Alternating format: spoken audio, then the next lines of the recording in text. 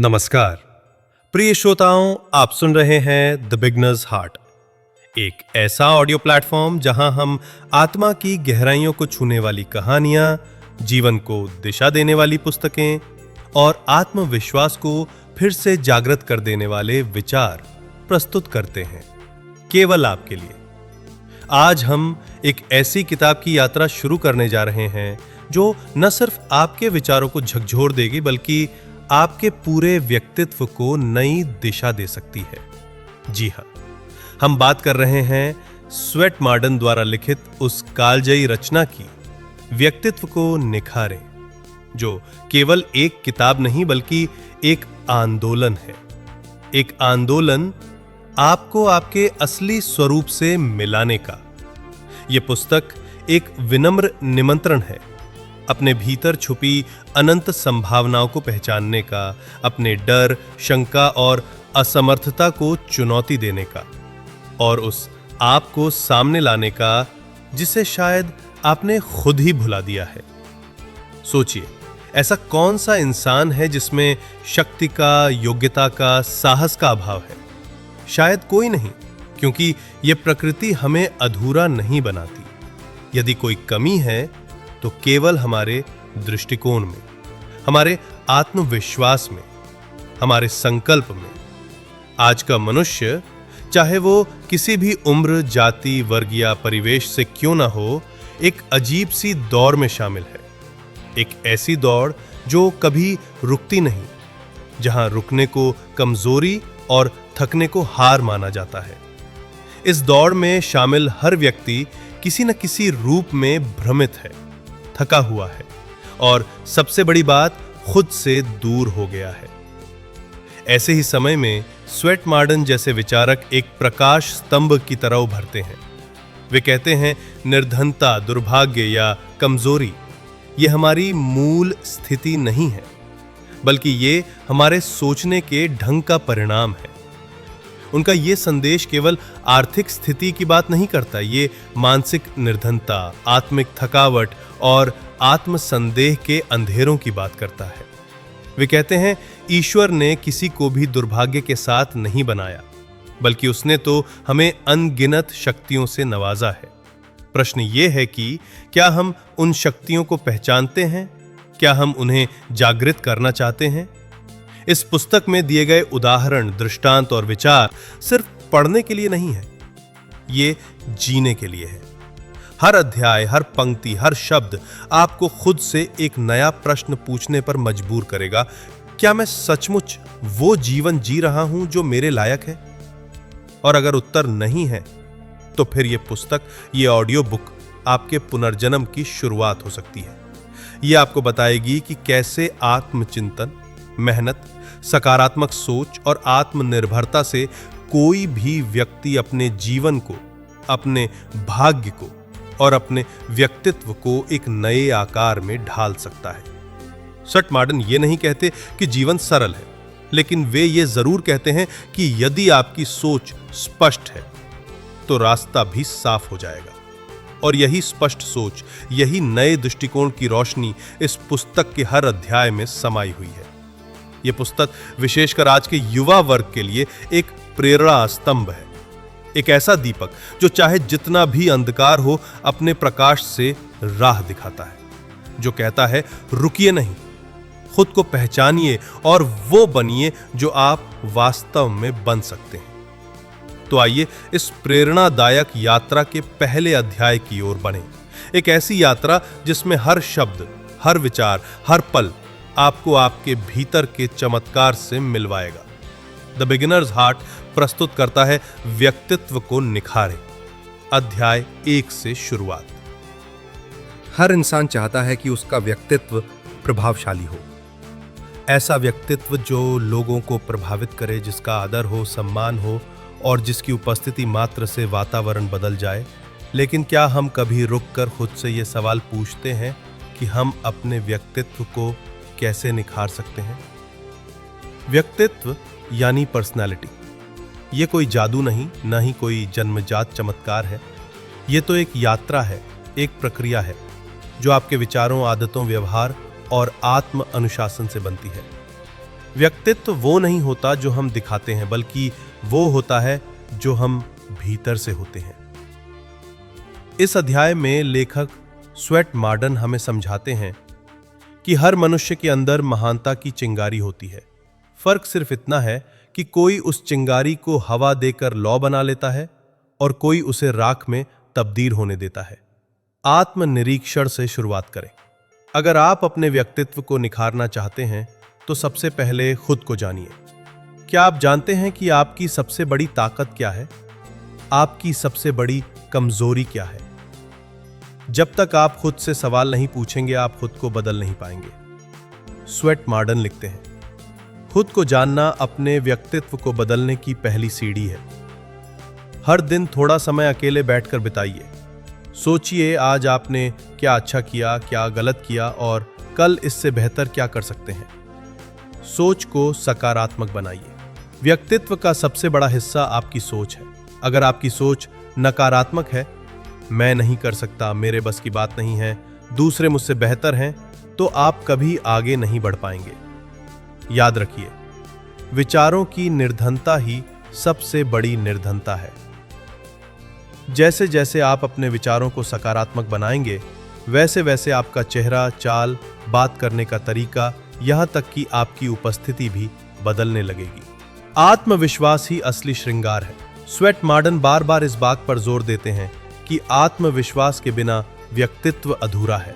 आत्मविश्वास वो चीज है जो आपको किसी भी भीड़ में अलग खड़ा कर सकती है। ये केवल बोलने या दिखाने से नहीं आता, बल्कि भीतर से पैदा होता है। ये जानने से आता है कि मैं कुछ कर सकता हूं। एक उदाहरण लीजिए, एक गरीब लड़का जिसे न संसाधन मिले न अवसर, लेकिन उसने खुद को पढ़ाया, सीखा और आज एक सफल व्यवसायी है। एक मोहक व्यक्तित्व वाला व्यक्ति सबको प्रिय लगता है। जो भी उसके संपर्क में आता है उसे भुला नहीं पाता। उसका व्यक्तित्व हमारे ऊपर ऐसी अमिट छाप छोड़ जाता है कि हम उसे कभी नहीं भुला पाते। मोहक व्यक्तित्व वाला व्यक्ति बहुत जल्दी लोकप्रियता हासिल कर लेता है। उससे कोई भी नफरत नहीं करता। प्रत्येक व्यक्ति उसे अपना बना लेना चाहता है। ऐसा व्यक्ति सही मायनों में मिलनसार, हंसमुख एवं परोपकारी होता है। वो अपने व्यवहार से कभी किसी को कष्ट नहीं पहुंचा सकता। वो हर पल दूसरों की मदद के लिए तैयार पाया जाता है। बेसहारा तथा जरूरतमंदों की मदद करके उसे एक अजीब सा सुकून मिलता है। मोहक व्यक्तित्व वाला व्यक्ति कभी भी मुसीबतों को देखकर घबराता नहीं है, बल्कि मुसीबतों का सामना होने पर वो और भी दुगने साहस से कर्म क्षेत्र में डटा रहता है। किसी भी मनुष्य की लोकप्रियता का कारण उसी बहुमूल्य व्यक्तित्व की मोहकता है। निस्संदेह किसी भी व्यक्ति का मूल्यांकन उसके संपूर्ण रूप को ध्यान में रखकर ही किया जाना चाहिए। उसकी लोकप्रियता का निर्णय सिर्फ उसी बुद्धिमत्ता के आधार पर ही नहीं किया जाना चाहिए, अपितु इस बात पर भी ध्यान देना चाहिए कि उसमें प्रोत्साहित करने की कितनी शक्ति है, लोगों को मोहित करने की उसे कितनी कला आती है। हम किसी व्यक्ति को जीवन में सफलता पाते देखकर आश्चर्य में भर उठते हैं तथा यही कहते हैं कि न जाने अमुक व्यक्ति में क्या खासियत है कि उसके संपर्क में आते ही मिट्टी भी सोना उगलने लगती है। उसकी लोकप्रियता एवं सफलता इतनी आसानी से अपना स्थान बनाती है कि उसे देखकर विश्वास हो पाना मुश्किल हो जाता है। आज ऐसे लोगों की कमी नहीं है जो कि आराम पसंद है। अपेक्षाकृत वे मेहनत भी कम करते हैं, इसके बावजूद उन्हें कामयाबी के सभी द्वार खुले मिलते हैं। बहुत से लोग अच्छे अवसर की प्रतीक्षा में हाथ पर हाथ धरे बैठे रह जाते हैं। उनकी नजरों में अच्छे अवसर की जो परिभाषा है वो कभी नहीं मिल पाता। उसके इंतजार में वे अपने जीवन का कीमती समय नष्ट कर डालते हैं। किसी के पास भी अवसर चलकर खुद नहीं आता, उसे तो पकड़ना होता है। यदि वह हमारे अनुकूल नहीं है तो उसे अनुकूल बनाना पड़ेगा। जीवन का सर्वोत्तम अवसर हमारे अंदर ही है। हम जो सहायता दूसरों से प्राप्त करते हैं वह तो बाहरी सहायता है। हमें उन गुणों का भी परीक्षण करके देखना चाहिए कि जो हमारे भीतर विद्यमान है। हमें सदैव इसी उम्मीद में नहीं बैठे रहना चाहिए कि हम किसी का सहारा लेकर ही खड़े होंगे, वह सहारा चाहे पैसों का हो अथवा सिफारिश का। ऐसा भी तो हो सकता है कि हमें वह सहारा भी ना मिल सके और हमारी क्षमता भी खत्म हो जाए? ऐसी स्थिति में तो हम कहीं के भी ना रह जाएंगे। यदि अपने व्यक्तित्व को निखारना है तो आत्मनिर्भर बनिए, अपने जरूरी कार्यों को खुद ही निपटाइए। यदि कोई मनुष्य अपनी सामर्थ्य के भरोसे आगे बढ़ता है तो उसकी क्षमता कई गुना बढ़ जाती है। किसी दूसरे का सहारा तो मात्र बैसाखी जैसा होता है। जब आपके भीतर अनेकों दिव्य शक्तियां छिपी पड़ी हैं तो आप उन्हें पहचान कर जागृत क्यों नहीं करते? आप चाहें तो अपने पैरों पर खुद चल सकते हैं। आप में इतनी बुद्धि, शक्ति एवं अनुभव है कि आप खुद दूसरों का सहारा बन सकते हैं। जो व्यक्ति उम्र भर मानसिक बैसाखियों के सहारे चलता है, विचारों की दृष्टि से जो कभी आत्मनिर्भर नहीं हो पाता, वह जीवन पथ पर अधिक दूर तक नहीं जा पाता। वह कभी भी जीवन में कामयाबी हासिल नहीं कर पाता।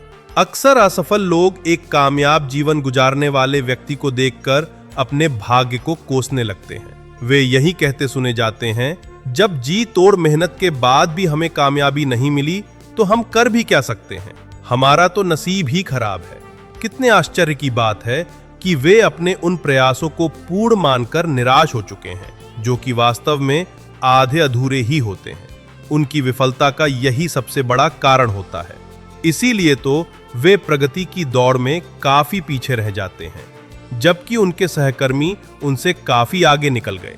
ऐसा होना मुमकिन नहीं कि परिस्थितियां सदैव उनके विरुद्ध ही बनी रही हैं। यह भी नहीं माना जा सकता कि जीवन में कभी उन्हें उन्नति का मौका ही ना मिला हो।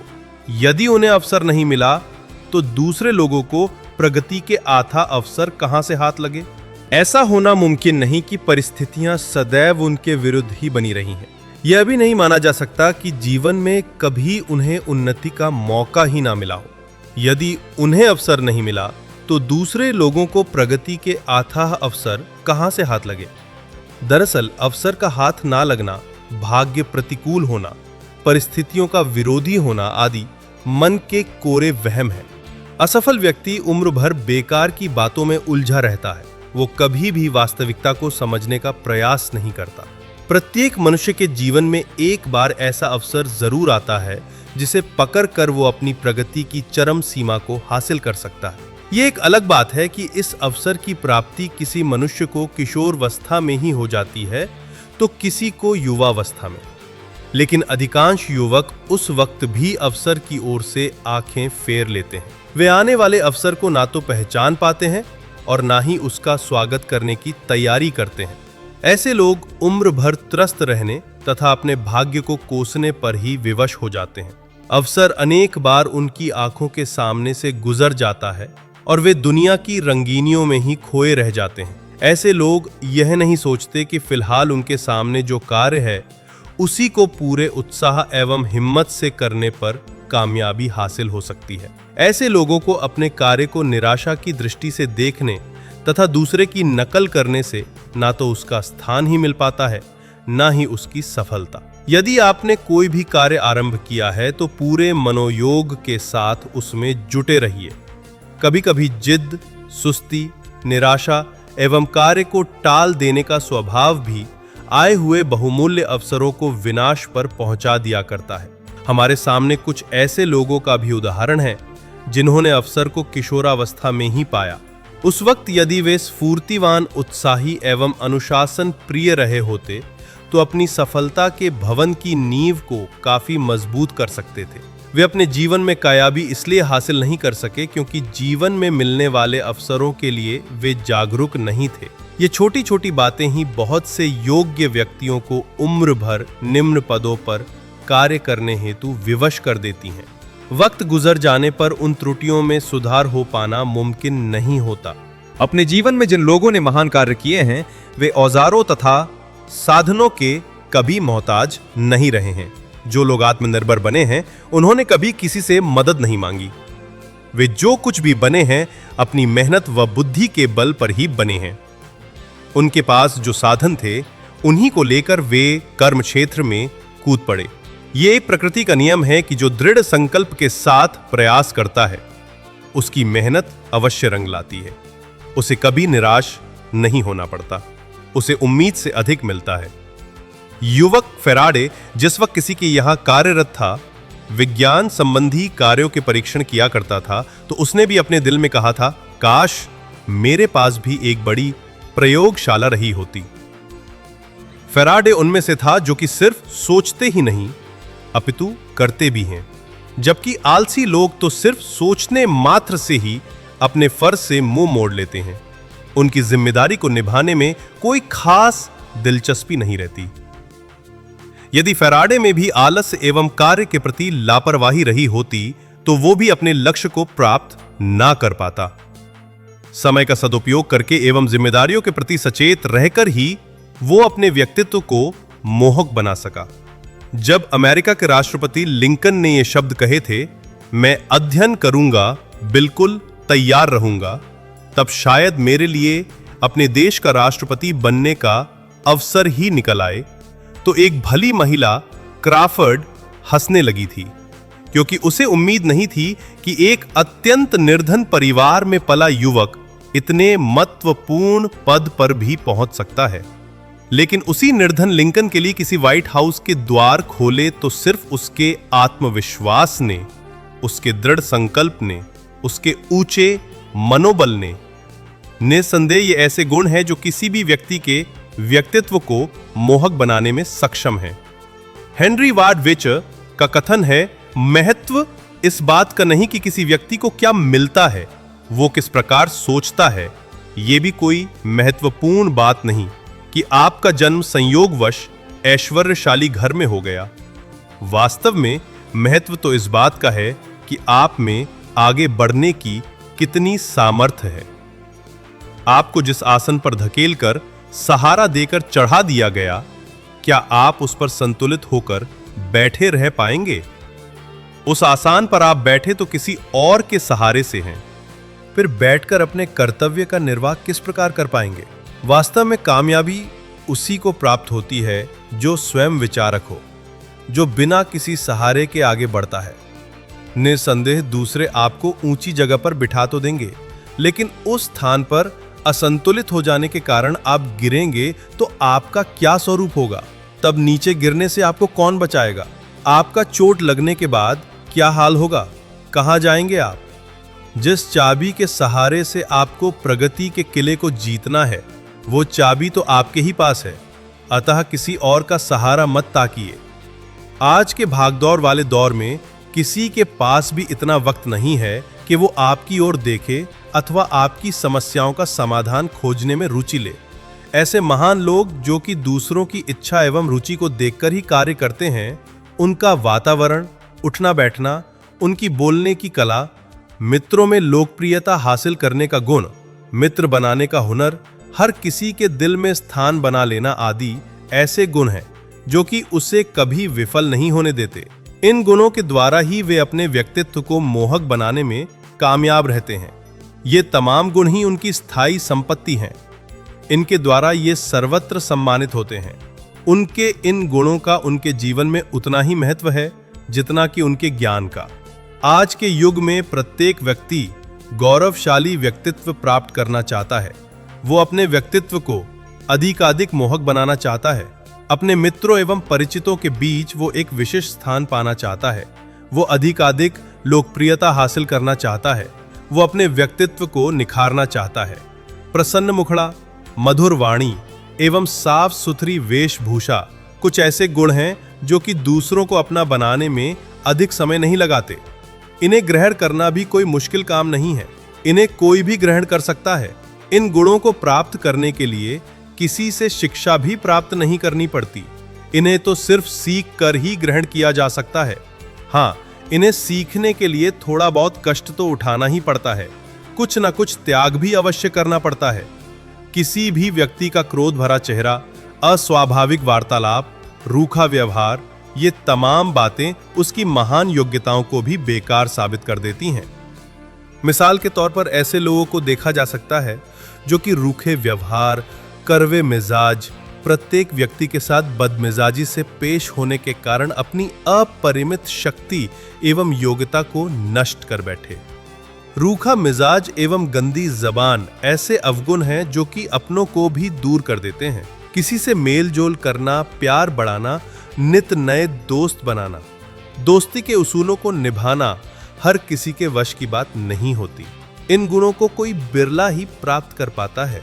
यदि किसी व्यक्ति के स्वभाव में रूखापन है तो उसके तमाम गुण दोषों में बदल जाते हैं। ऐसा मनुष्य अपनी योग्यता को लेकर एक ही स्थान पर बैठा रह जाता है। उससे दुनिया बहुत आगे निकल जाती है। उसमें जो भी दोष होते हैं वे जन्मजात नहीं होते, अपितु ये उसके बुरे स्वभाव के कारण होते हैं। ऐसी कोई शक्ति नहीं जो व्यक्तिगत आकर्षण का स्थान ले सके। सद्व्यवहार कलाओं की कला है, लेकिन ये सब जानते हुए भी कुछ लोग ऐसी चेष्टाएं करते देखे जाते हैं जिससे कि लोग उनसे दूर हो जाएं। इसी कारण वो लोगों के बीच प्रिय हो जाते हैं। हमारा लक्ष्य, हमारा उद्देश्य यदि महत्वपूर्ण है, अगर हम उसे पाना चाहते हैं, यदि हम कामयाबी एवं यश की कामना करते हैं, तो हमारा पहला कर्तव्य है कि हम इस व्यवहार कला को सीखने का हर संभव प्रयास करें। हमें चाहिए कि हम अपने व्यक्तित्व को गौरवशाली बनाने में कोई कसर ना उठा रखें, खुद भी प्रसन्न रहें तथा दसवरों को भी खुशियां बांटने का प्रयास करें। इस प्रकार हम अपने व्यक्तित्व को निखार सकते हैं। अपने मधुर व्यवहार एवं मीठी वाणी से यदि हम किसी को प्रसन्नता देने में सफल हो जाते हैं तो हमारा कुछ भी खर्च नहीं होता, लेकिन हमारे संपर्क में आकर खुश होने वाला मनुष्य बहुत कुछ पा जाता है। किसी को प्रसन्नता देना भी एक महत्वपूर्ण कार्य है, बहुत बड़ा त्याग है। ये त्याग करने के लिए हमें परोपकारी बनना होगा, अपने स्वार्थों का त्याग करना होगा। स्वार्थी व्यक्ति न तो खुद ही सच्ची प्रसन्नता पा सकता है और न ही किसी दूसरे को प्रसन्न कर सकता है। जो मनुष्य हर वक्त अपने ही बारे में सोचता रहता है तथा स्वार्थ सिद्धि में ही लगा रहता है, उसे न तो कोई लोकप्रियता हासिल हो सकती है और न ही वो प्रगति कर पाता है। सही मायनों में लोकप्रियता का आशय यही है कि जिससे भी आप संपर्क बनाएं, उस पर यही प्रभाव पड़ना चाहिए कि आप उसकी ओर पूरा ध्यान दे रहे हैं, आप परोपकारी हैं तथा दूसरों को खुशियां बांटने में दिलचस्पी रखते हैं। यदि आप खुश रहना व लोगों को खुशियां बांटना अपना दैनिक कार्यक्रम बना लें, तो ये लोगों की नजरों में मात्र अभिनय न होकर हकीकत बन जाएगा। आपको ऐसा करने में किसी कष्ट का आभास भी ना होगा। आप पाएंगे कि आपके व्यक्तित्व में निखार आ रहा है। आज प्रत्येक व्यक्ति चाहता है कि उसके व्यक्तित्व में निखार आए। अपनी प्रशंसा सुनना उसे बड़ा अच्छा लगता है, वो बड़ा खुश होता है। वो चाहता है कि उसके संपर्क में आने वाले लोग उसकी प्रशंसा करें। लेकिन किसी से अपनी प्रशंसा कराने के लिए अपने भीतर कुछ ऐसे गुणों को उत्पन्न करना होता है जिससे हमारे व्यक्तित्व में निखार आ सके, अथवा हम एक मोहक व्यक्तित्व के स्वामी बन सके। लोगों की प्रशंसा बटोरने के लिए जीवन में बहुत कुछ त्याग करना होता है, लेकिन प्रायः देखने में आता है कि प्रशंसा सुनने के लिए तो हर कोई तैयार रहता है, लेकिन उसके लिए जो कार्य एवं त्याग की जरूरत होती है उस पर कोई ध्यान नहीं देता। यदि आप स्वार्थी हैं, उत्साह रहित हैं, मौन रहते हैं, दूसरों की उपेक्षा करते हैं, हर पल अपने ही ख्यालों में डूबे रहते हैं, दूर दूर एवं तटस्थ रहना पसंद करते हैं, तो जीवन में कभी भी लोकप्रियता हासिल नहीं कर पाएंगे। बहुत से लोग इसीलिए घृणा के पात्र हो जाते हैं। ऐसे लोग खुद को लोकप्रिय बनाने का सौभाग्य कभी प्राप्त नहीं कर पाते। वे दूसरों को प्रसन्न रखने के लिए कभी अपनी शक्ति का परीक्षण भी नहीं करते। कुछ लोग तो स्वार्थ सिद्धि में इस कदर लिप्त हो चुके होते हैं कि उन्हें मधुरवाणी, अभिवादन एवं विनम्र व्यवहार बनावटी एवं मूर्खतापूर्ण आचरण लगता है। हितकारी वचन उन्हें अच्छे नहीं लगते, लेकिन ये सोचना उनकी बहुत बड़ी भूल है। बहुत से लोग ये भी कहते सुने गए हैं, मैं दूसरों का प्रिय नहीं बन पाऊंगा, मेरा तो कुदरती तौर पर स्वभाव ही ऐसा है कि क्या बोलूं, शर्म महसूस कहता हूं। मुझे ईश्वर ने ऐसा मनोबल व आत्मविश्वास ही नहीं दिया कि मैं जीवन में कुछ करने के लिए आगे बढ़ सकूं। मेरे भीतर लोगों के लिए करुणा का भाव तो है, लेकिन मैं उन्हें अपनी ओर आकर्षित करने की पहल करने में असमर्थ हूं। मुझे इस बात का भी इल्म नहीं कि किसी बड़े आदमी से बात शुरू कैसे की जाती है। किसी से बात करते मेरी तो हिम्मत ही जवाब दे जाती है। आजकल युवकों तथा युवतियों में आम तौर पर यह देखने को मिलता है कि वे आगे बढ़कर दूसरों के सामने अपने विचार प्रकट नहीं कर पाते। इसका अर्थ ये नहीं कि वे इस योग्य नहीं अथवा उनमें इतनी बुद्धि नहीं। सही मायनों में देखा जाए तो उनकी झिझक, शर्म एवं संकोच ही उनके रास्ते का सबसे बड़ा रोड़ा बन जाती है। इसी शर्म के कारण उनके भीतर के सारे गुण छिपे रह जाते हैं। निस्संदेह संकोची, शर्मीले एवं कम बोलने वाले या बोलने में हिचकिचाहट महसूस करने वाले को अपना स्वभाव बदलने में काफी परेशानियों का सामना करना होता है। इसमें उसे काफी समय भी लगता है। अगर आप इन बुराइयों से मुक्ति पाना चाहते हैं तो पा सकते हैं। यह कार्य थोड़ा मुश्किल तो अवश्य है, लेकिन असंभव नहीं। इसके लिए आपको अपने सोए हुए आत्मविश्वास को जगाना होगा। अपने भीतर छिपी हुई शक्तियों को पहचान कर उन्हें जगाना होगा। अपने विचारों को कार्यान्वित करना होगा। संकोची या शर्मीला स्वभाव अपने आप में किसी भी समस्या का समाधान नहीं होता। इसे बदल डालने में ही भलाई है। आप जिन लोगों के संपर्क में आते हैं वे आपसे सच्चाई, ईमानदारी, अच्छे बर्ताव तथा सहृदयता की उम्मीद रखते हैं। अगर वे इतना जान जाएं कि आप सभी कुछ मात्र दिखावे के तौर पर कर रहे हैं, तो आपके बर्ताव से उनके विश्वास को गहरा आघात पहुंचेगा। इस प्रकार उनका समूचा प्यार ही नफरत में बदल जाएगा।